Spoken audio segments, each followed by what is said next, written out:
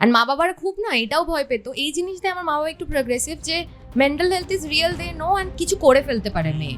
টিনেজে ভুলভাল থটস আসে, অ্যান্ড অনেককেই আমরা হারিয়েছি এভাবে।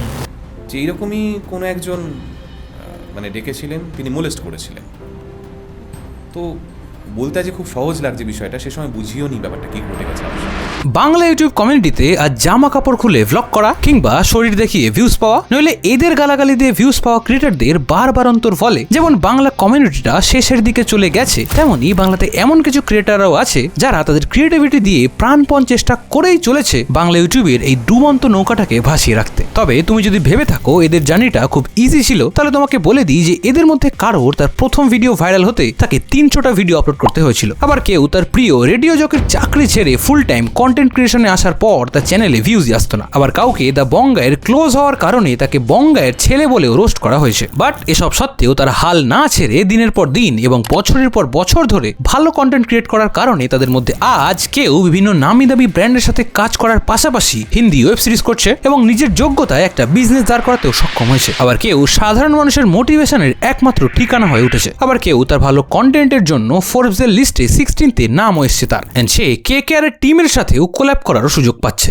এন্ড এভাবেই তারা আজ বাংলার মানুষের এবং বাংলার নতুন ইউটিউবার্সদের ইন্সপিরেশন হয়ে উঠেছে। তাই আজকের ভিডিওটা পুরো দেখলে তুমি এদের জিরো থেকে হিরো হওয়ার গল্প তো জানবেই, তার সঙ্গে এটাও জানবে যে তুমিও একজন সাধারণ মানুষ থেকে একজন সাকসেসফুল ক্রিয়েটর কিভাবে হতে পারবে, এন্ড সেটা আজকের দিনে দাঁড়িয়ে। তাহলে চলো শুরু করা যাক। 2016 যখন আমার মা স্ট্রোক করে ফার্স্ট, তখন দুর্গাপুজোর টাইমটায় বাবা যেহেতু মাকে দেখছিল, 800 টাকা না 900 টাকা দিয়েছিল পুজোর জামা প্যান্ট কিনতে। তো আমি নিজের টুকটাক কিছু কেনার পরে আমার কাছে 150 টাকা মতন ছিল, মানে আমার বাবার জন্য একটা শার্ট কিনি। তখন আমার মা মজা করে আমাকে তখন বলে, মা পুরো একদম প্যারালাইজড হয়ে গেছিলো সেই সময়। তখন আমায় বলে যে বাবার জন্য শার্ট আনলি, আমার জন্য কিছু আনলি না। তখন আমিও না বুঝে আমার মাকে বলেছিলাম যে নেক্সট ইয়ার তোমাকে আমি একটা শাড়ি গিফট করবো। বাট আনফর্চুনেটলি তার 2-3 মাস পরেই মা এক্সপায়ার করে যায়। এর মধ্যে প্রথমেই যাকে নিয়ে কথা বলবো, সে ব্রেকআপের পর একসময় সে নিজেকে শেষ করে দেওয়ার চেষ্টা করেছিল। বাট আজ সাধারণ মানুষ তাকে চেনে পাপা কি পারি বা আমি তো পারবোই না দিদি বলে। ঠিকই ধরেছো, আমি কথা বলছি প্রীতি সরকার, একে প্রিটি শি ইজ কিনি।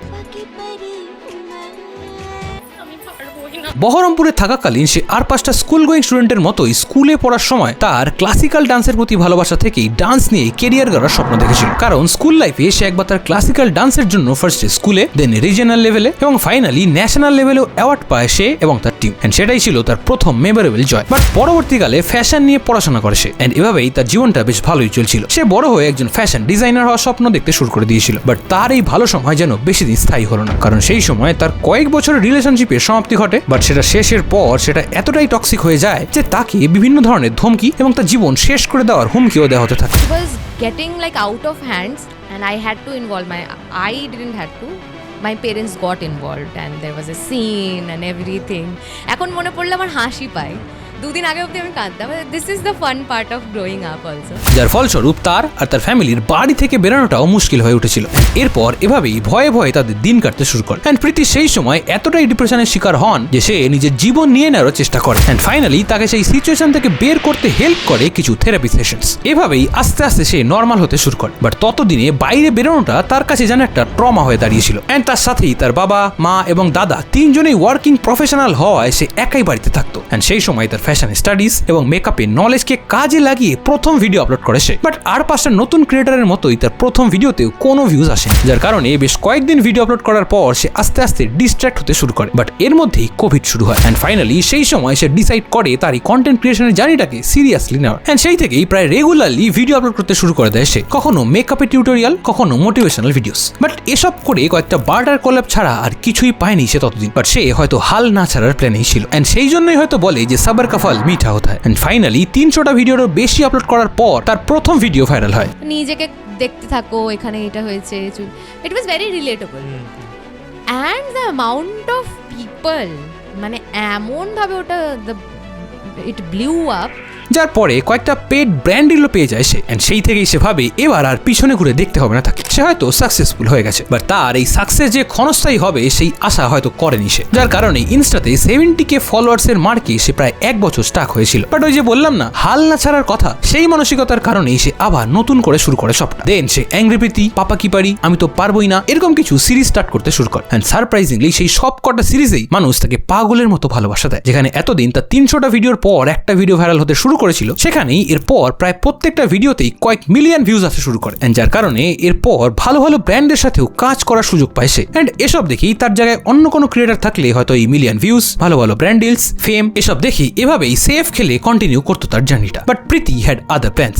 সে এরপর তার এই ফেম এবং তার ফ্যাশন ডিজাইনিং এর প্রতি ভালোবাসা থেকেই তার ক্লোদিং ব্র্যান্ড লঞ্চ করে, যার নাম দেয় প্রীতিজেন। আর সেই ব্র্যান্ডের একটা ইউএসপি ছিল, সেখানে কোনো নামি দামি মডেল দিয়ে সে তার ড্রেসে শুট করায়নি, বরং তার ফলোয়ার্সরাই মডেল হয়েছিল সেখানে। এন্ড আজও সেই ট্র্যাডিশনই বজায় রেখেছে সে, সেটা তুমি তার ওয়েবসাইটে গেলে দেখতে পাবে। এন্ড প্রীতি সরকারি হলো বাংলা ইউটিউবের একমাত্র ক্রিয়েটার যে সাকসেসফুলি একটা ক্লোদিং ব্র্যান্ড চালাচ্ছে। কারণ অতীতে আমরা দেখেছি যে দ্য বঙ্গায়ের ক্লোদিং ব্র্যান্ড ছিল, বাট হয়তো প্রফিটেবিলিটির কারণে সে সেটা কন্টিনিউ করতে পারেন। বাট প্রীতি সেটা আজও সাকসেসফুলি চালাচ্ছে এবং প্রতিনিয়ত সে নতুন ডিজাইন লঞ্চ করে চলেছে। এন্ড এত কিছু শোনার পর তুমি যদি ভাবো যে এখানেই সে থেমে গেছে, তাহলে তুমি ভুল ভাবছো। কারণ রিসেন্টলি তাকে ফিল্টার কপির একটা হিন্দি ওয়েব সিরিজে one of the lead role হিসেবেও দেখা গেছে, যার নাম হাই হিলস। এন্ড তার এত ভার্সিটালিটি, তার হার না মানার মনোভাব এবং তার প্রতিনিয়ত কিছু নতুন করার খিদেই তাকে আজ এত সফল বানিয়েছে। এন্ড ফর দ্যাট সে পেয়েছে অনেক অ্যাওয়ার্ড এবং নমিনেশনও। বাট এসব অ্যাওয়ার্ডের থেকেও সে যেটা বেশি পেয়েছে সেটা হলো সাধারণ মানুষের ভালোবাসা, যেটাই তাকে সেই টক্সিক ব্রেকআপ থেকে পুরোপুরি মুভ অন করতে সাহায্য করেছে, যেটাই তাকে ক্রিয়েটিভ এবং ফিনান্সিয়াল ফ্রিডমও দিয়েছে। এন্ড সেই কারণেই আমার মতে তার কোনো হেটার্স নেই বললেই চলে। তোমার প্রীতি সরকারের জার্নি নিয়ে কি মতামত সেটা কমেন্ট বক্সে জানিও। বাট এটা শোনার পর তুমি যদি ভেবে থাকো যে এই লিস্টে থাকা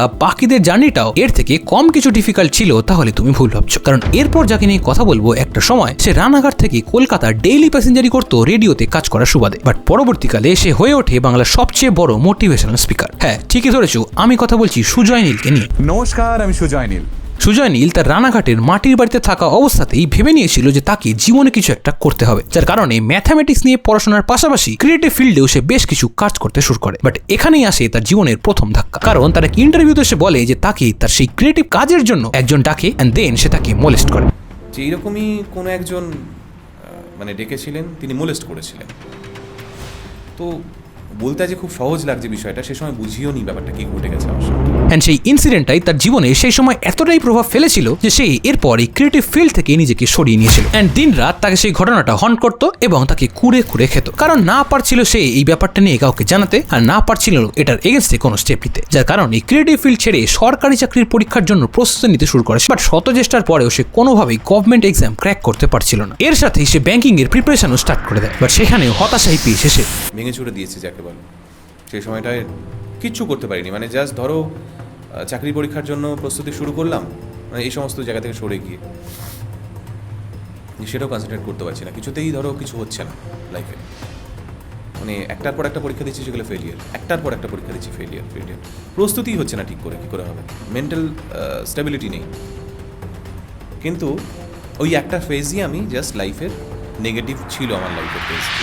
এভাবেই প্রায় 2 বছর চলার পর আস্তে আস্তে সব ঠিক হতে শুরু করে এন্ড ফাইনালি সে গভর্নমেন্ট জব ক্র্যাক করতেও সক্ষম হয়। বাট সেই সময় তার চিরদিনের আরজে হওয়ার স্বপ্নটা পূরণ করার জন্য একটা সুযোগ আসে তার কাছে, একদিকে সরকারি চাকরি আর একদিকে তার পেশা। এসব দোটানার মধ্যেও ফ্যামিলির অমত থাকা সত্ত্বেও সে সেই সময় আরজে হওয়ার প্রফেশনটাই বেছে নেয় এবং আকাশবাণীতে তার কেরিয়ার স্টার্ট করে একজন রেডিও জকি হিসেবে। বাট সেই দিনগুলোতেও তাকে অনেক স্ট্রাগল করতে হয়েছে, কখনো রাত 3টে অবধি শিফট শেষ করে বাড়ি ফেরা, আবার কখনো যাতায়াতের সমস্যা। এসব সত্ত্বেও হাল ছাড়েনি সে, আর হয়তো সেই কারণেই এরপর আকাশবাণী থেকে দূরদর্শনের অ্যাঙ্কার রোল দেওয়া হয় তাকে। এন্ড সবকিছু ফাইনালি তার পক্ষে ভালোভাবে কাজ করতে শুরু করে। বাট তার এই ভালো সময় বেশি দিন স্থায়ী হলো না, কারণ এই সময় পুরো দেশ জুড়ে লকডাউন স্টার্ট হলো। এন্ড সেই সময় বাড়িতে থাকতে থাকতেই সে আবার তার ক্রিয়েটিভ কাজগুলোকে প্রাধান্য দেওয়ার কথা ভাবে। এন্ড সেই থেকেই শুরু হয় আলটিমেট মোটিভেশন, যেখানে সে সাধারণ মানুষের অসাধারণ হয়ে ওঠার জার্নি শেয়ার করতে শুরু করে। বাট শুরুতেই আসে বিপত্তি, কারণ একে তো নতুন পেজ, আবার সেখানে সাধারণ মানুষের কাহিনী। এসবের কারণে শুরুতেই ভিউজ আসছিল না সেই পেজে, বাট তার নিজের ওপর দৃঢ় বিশ্বাস ছিল। এন্ড সেই কারণেই আস্তে আস্তে তার সেই ভিডিও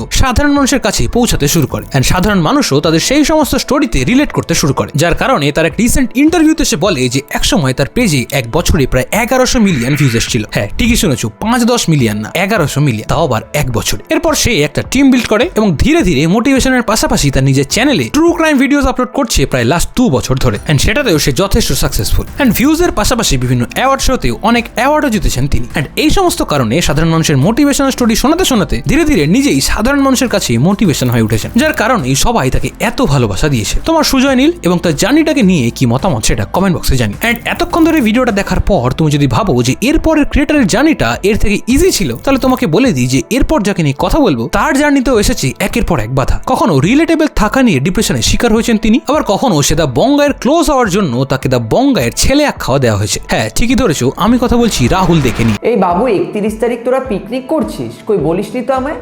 ও হ্যাঁ, ভুলে গেছিলাম। কিন্তু তুমি কি করে জানলে? অভিষেক ফোন করেছিল তোর ফোনে। রাহুলদের ছোট থেকেই পড়াশোনার প্রতি খুব একটা টান না থাকলেও ছোট থেকেই তার অ্যাক্টিং এর প্রতি বিশেষ টান ছিল। সেই কারণেই ছোট থেকে স্কুলের বিভিন্ন নাটকে অংশ নিত সে। এভাবেই ক্যামেরার সামনে তার ডান্স ভিডিওস বানিয়ে স্টার্টিং এসে ইউটিউবে পোস্ট করতে শুরু করে। বাট তাতে বিশেষ কিছু লাভ হয়নি তার, কারণ তার ডান্সের বেশ কয়েকটা ভিডিও আপলোড করার পরেও তার সাবস্ক্রাইবার সংখ্যা 100 থেকে 200ই ছিল। এন্ড সেই সময় বাংলাতে রোস্টিং এর ট্রেন্ড দেখে সে রোস্টিং করার কথা ভাবে, কারণ সেই সময় হিন্দি এবং বাংলাতে রোস্টিং ধীরে ধীরে পপুলার হতে শুরু করেছিল দা বঙ্গায়ের হাত ধরে। এন্ড সে তার বন্ধু মহলে তার হিউমারের জন্য বিশেষ প্রশংসাও পেত। সেই কারণেই এরপর থেকে সে তার বোকাচন্দ্র চ্যানেলে রোজ ভিডিও আপলোড করতে শুরু করে। হ্যাঁ, ঠিকই শুনেছো, রাহুল দে চ্যানেলের আগের নাম ছিল বোকাচন্দ্র, পরে সেটা রাহুল দে করেছে। এন্ড তারপরেই ঘটে একটা ম্যাজিক। এর আগে তার চ্যানেলে এত ডান্স ভিডিওস এর পরেও টোটাল সাবস্ক্রাইবার 300টার মতো ছিল। সেখানেই একটা রোজ ভিডিও আপলোড করার পরেই এক বেলায় 500রও বেশি সাবস্ক্রাইবার বেড়ে যেতে শুরু করলো তার। এটা ফোন রেখে ডান্স ভিডিওস বানাই। দেন আমি কিরণদাকে দেখলাম বঙ্গাই, কিরণদাকে দেখলাম বাংলায় কেউ একটা করছে, তারপর ক্যারিমিয়াটি দেখলাম, তাহলে রোস্টিং বিষয়টা আমি তো বন্ধুদের মধ্যে ইয়ার্কি মারি, ওটা ট্রাই করি। তারপর ওটা ট্রাই করলাম, আর ফরচুনেটলি এমন হয়েছে যে আমার দুটো ভিডিওর পর থেকে হঠাৎ করে আমি খেলতে গেছি, খেলে বাড়ি এসে দেখছি কি আমার মানে প্রায় 500টা সাবস্ক্রাইবার। এভাবেই তার শুরুর দিনে পাঁচিলের ওপর ফোন রেখে শুট করে, দেন রাত জেগে ভিডিওটাকে এডিট করে, দেন বাড়ি থেকে 15 মিনিট দূরে ভালো নেটওয়ার্ক থাকার কারণে সেখানে গিয়ে ভিডিওগুলো আপলোড করতে করতেই সে কয়েক মাসের মধ্যেই কয়েক হাজার সাবস্ক্রাইবার্স গেইন করে ফেলে, যার কারণে ভিউজ, লাইক, সাবস্ক্রাইবার্স তো আসছিলই, বাট সে যেন খুশি হতে পারছিল না মন থেকে। যেই কারণে এরপর সে তার কন্টেন্ট একটু চেঞ্জ আনে, যেখানে সবাই এরপর নোংরা রোস্টিং করতে শুরু করলো, সেখানেই সে বিভিন্ন প্যারোডি এবং কমেডি স্কেচ বানানোতে ফোকাস করলো। আই হোপ তার বাবা, মা আর ছেলের কমেডি স্কিট তোমারও ভালো লেগেছে, কিংবা রিয়েল মিনিং অফ বেঙ্গলি সংসের ভিডিও তোমারও মনে আসে। এই সমস্ত কিছুর কারণে তার যেমন একটা ফ্যান বেস তৈরি হয়েছে, তেমনি আজ লং ফর্মের পাশাপাশি শর্ট ফর্ম কন্টেন্টেও সে মানুষের অনেক ভালোবাসা পাচ্ছে। কারণ বিভিন্ন অ্যাওয়ার্ডের পাশাপাশি ফোর্বসের লিস্টে ইন্ডিয়ার টপ 100 ক্রিয়েটরদের মধ্যে 16তে নাম এসেছে তার। এছাড়া কখনো কেকের টিমমেটদের সাথে কোল্যাব করা বা রিসেন্টলি তার শাড়ির বিজনেসও স্টার্ট করতে সক্ষম হয়েছে সে। বাট তুমি যদি ভেবে থাকো তার জার্নিটা এতটাই ইজি ছিল, তাহলে তোমাকে বলে দিই যে একটা সময় তার মায়ের চলে যাওয়ার পর সে পুরোপুরি ভেঙে পড়ে, কিংবা দ্য বঙ্গাই এবং সিনেমাপের কন্ট্রোভার্সির সময় বেশ ব্যাকক্ল্যাশও পায় সে। বাট তার এই হার না মানা মনোভাব এবং কোয়ালিটি ওভার কোয়ান্টিটি অ্যাপ্রোচটাই তাকে আজও বাংলার মানুষের মনে অনেকখানি জায়গা করে দিয়েছে। এন্ড সেই কারণে তারও খুব বেশি হেটার্স নেই বলে আমার মনে হয়। এন্ড এতক্ষণ ধরে এই ভিডিওটা দেখার পর তোমার এই সকল ক্রিয়েটারদের নিয়ে কি মতামত সেটা কমেন্ট করে জানিও। এন্ড তোমার মনেও যদি এমন কোনো ক্রিয়েটারের নাম থাকে যার কোনো হেটার্স নেই বলে তোমার মনে হয়, তবে তার নামটা কমেন্ট করে জানিও। বাট সেটা করার আগে আমার এই সিরিজের বাকি পার্টগুলো দেখে নিও, কারণ সেখানেই আমি আরো কিছু ক্রিয়েটারদের নিয়ে অলরেডি কথা বলেছি, তাদের বাদ দিয়ে নাম লিখো। এন্ড এখন তুমি যদি এই সিরিজের বাকি পার্টগুলো না দেখে থাকো, তবে এই দুটো ভিডিওতে ক্লিক করে চলে আসো, তোমার সাথে আমার দেখা হবে ওখানে। টাটা।